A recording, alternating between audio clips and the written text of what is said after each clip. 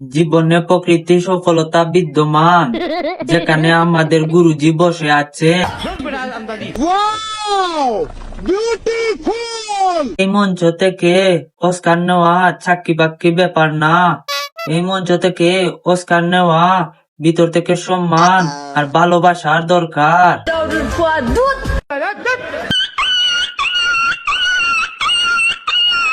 যারা বললে সফল হব কিভাবে, তারা এখনই গিয়ে টিকটকে প্রপারলি কন্টেন্ট বানাও, আর বানিয়ে তার মতো অস্কার নিয়ে নাও।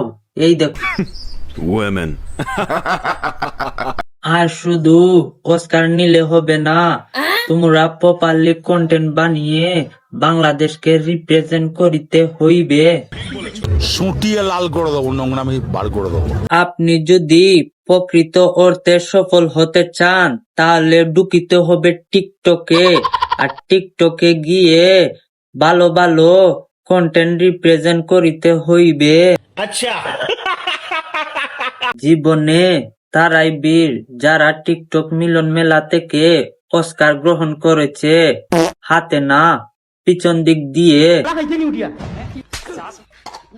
निकल लौड़े, पहली फुर्सत में निकल। যারা টিকটক করে বাংলাদেশকে রিপ্রেজেন্ট করিতেছে, তাদেরকে আমার ভালোবাসা দ্বিগুণে দ্বিগুণ, কারণ তারা বাংলাদেশকে রিপ্রেজেন্ট করিতেছে। আসো খেলবো, খেলা হবে।